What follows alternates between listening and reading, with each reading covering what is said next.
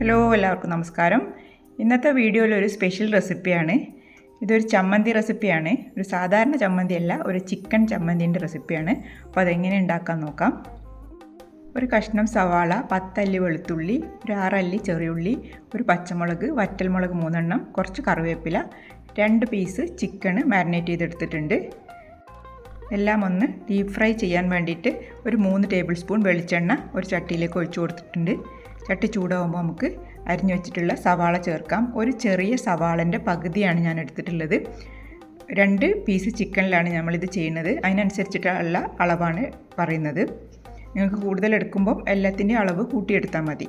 ഇതേപോലെ നന്നായിട്ട് മൊരിഞ്ഞ രീതിയിൽ എടുക്കണം. നമ്മത് എണ്ണയിൽ നിന്ന് മാറ്റി കൊടുക്കാം. സ്ലോ ഫ്ലെയിമിൽ വെച്ചാൽ മതി, അല്ലെങ്കിൽ പെട്ടെന്ന് തന്നെ കരിഞ്ഞു പോവും.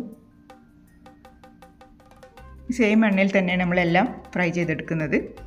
ഇനി അതിലേക്ക് വറ്റൽമുളക് ചേർത്ത് കൊടുക്കാം. ഞാൻ 2 പിരിയൻ മുളകും ഒരു സാദാ മുളകാണ് എടുത്തത്. നിങ്ങളുടെ കയ്യിൽ ഏത് മുളകാണ് ഉള്ളത് അതിനനുസരിച്ച് എടുക്കാം. അതും നന്നായിട്ടൊന്ന് ഫ്രൈ ചെയ്തെടുക്കാം. പെട്ടെന്ന് തന്നെ ആയി കിട്ടും. തിരിച്ചു മറിച്ചൊന്ന് ഇടുമ്പോഴത്തേക്ക് അത് ഫ്രൈ ആയി കിട്ടും. അതിന് ശേഷം ഒരു പച്ചമുളകും ചേർത്ത് കൊടുക്കാം. പച്ചമുളകിൻ്റെ എരിവ് അനുസരിച്ച് ചേർത്ത് കൊടുക്കുക. എൻ്റെ നല്ല എരിവുള്ളതുകൊണ്ടാണ് ഞാൻ ഒരു പച്ചമുളക് എടുത്തത്. ഇനി ചെറിയുള്ളി ചേർത്ത് കൊടുക്കാം. 6 ചെറിയുള്ളി ഞാൻ ചേർത്തിട്ടുണ്ട്. എൻ്റെ ചെറിയുള്ളിൻ്റെ സൈസ് ചെറുതാണ്.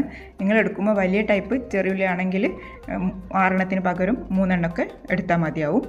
ഇത് നന്നായിട്ട് തന്നെ ഫ്രൈ ചെയ്ത് എടുത്ത് മാറ്റി വെക്കാം.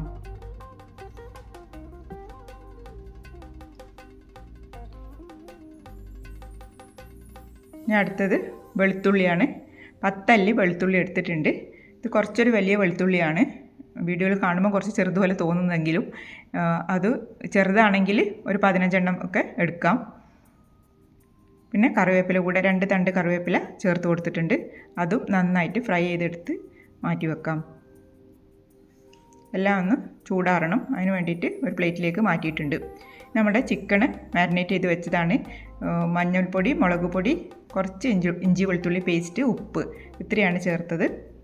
ഇത് സ്ലോ ഫ്ലെയിമിലിട്ട് അധികം ക്രിസ്പി ആവാതെ ഫ്രൈ ചെയ്തെടുക്കണം. എല്ലുള്ള പീസ് എടുത്താലും കുഴപ്പമൊന്നുമില്ല. എങ്ങനെയായാലും നമ്മൾ പിച്ചി എടുത്തിട്ടാണിത് അരച്ചെടുക്കുന്നത്. കുറച്ച് നേരം ഒന്ന് മൂടി വെക്കുക. അതിന് ശേഷം തിരിച്ചു മറിച്ചിട്ട് വേവിച്ചെടുക്കാം. ഞാൻ നേരത്തെ ഒന്ന് മറിച്ചിട്ട് കൊടുത്തിട്ടുണ്ടായിരുന്നു. നമ്മൾ ചിക്കൻ ഇപ്പോൾ റെഡി ആയിട്ടുണ്ട്. ഒരു 8 മുതൽ 10 മിനിറ്റ് വരെ സമയം കുക്ക് ചെയ്യുമ്പോൾ തന്നെ ചിക്കൻ റെഡിയായി കിട്ടും. ചിക്കൻ ഫ്രൈ ചെയ്തതൊക്കെ ബാക്കിയുണ്ടെങ്കിൽ അത് വെച്ചും ഈ രീതിയിൽ ചെയ്യാൻ പറ്റും. ചൂടാറിയതിന് ശേഷം എല്ലാം ഒരു മിക്സിയുടെ ചെറിയ ജാറിലേക്ക് ഇട്ട് ജസ്റ്റ് ഒന്ന് ക്രഷ് ചെയ്തെടുത്താൽ മതി. ഒന്ന് പൾസ് ബട്ടൺ മാത്രം അമർത്തുക. അത്രേ അരയേണ്ട ആവശ്യമുള്ളൂ. ഒരുപാട് ഇങ്ങനെ ക്രീം പോലെ അരഞ്ഞു കിട്ടേണ്ട ആവശ്യമില്ല. നമുക്ക് ആവശ്യത്തിന് ഉപ്പ് കൂടെ ചേർത്തതിന് ശേഷം അരച്ചെടുക്കാം. ചിക്കനിൽ ഉപ്പ് ചേർത്തിട്ടുണ്ട്, അത് ശ്രദ്ധിക്കണം. അതിനനുസരിച്ച് വേണം ഉപ്പിട്ട് കൊടുക്കാൻ. അതൊന്ന് ക്രഷ് ചെയ്തെടുത്തിട്ടുണ്ട്. നമ്മൾ നേരത്തെ ഫ്രൈ ചെയ്ത് വെച്ച ചിക്കനും ചൂടാറിയിട്ടുണ്ട്. അത് പിച്ചെടുത്തിട്ടുണ്ട്. അതും കൂടെ ഒന്ന് ക്രഷ് ചെയ്തെടുക്കാം.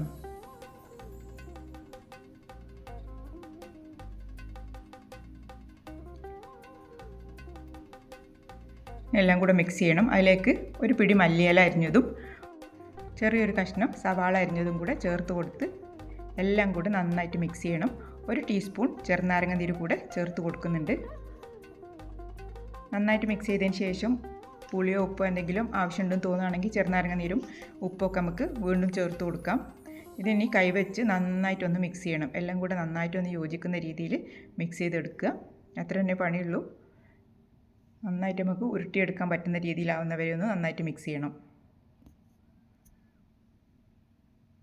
ഈ സമയത്ത് ഉപ്പൊക്കെ ഒന്ന് ചെക്ക് ചെയ്ത് നോക്കിയപ്പോൾ എല്ലാം പാകമാണ്. ഉപ്പും പുളിയൊക്കെ നല്ല രുചിയിൽ വന്നിട്ടുണ്ട്. ഇത് സാദാ ചോറിൻ്റെ കൂടെ, മന്തിൻ്റെ കൂടെ ഒക്കെ നല്ല കോമ്പിനേഷനാണ്. ചിക്കൻ ലവേഴ്സിനൊക്കെ തീർച്ചയായിട്ടും ഇഷ്ടപ്പെടും. ഇനി ഒരു പ്ലേറ്റിലേക്ക് നമുക്ക് മാറ്റി കൊടുക്കാം. ഞാൻ വാഴയിലൊക്കെ വെച്ച് പ്ലേറ്റ് ഒന്ന് റെഡിയാക്കി എടുത്തിട്ടുണ്ട്. അപ്പോൾ എല്ലാവരും ട്രൈ ചെയ്ത് നോക്കണം. ഒരു മസ്റ്റ് ട്രൈ റെസിപ്പിയാണ്. തീർച്ചയായിട്ടും ഇഷ്ടപ്പെട്ടാൽ സപ്പോർട്ട് ചെയ്യുക. Thanks for watching.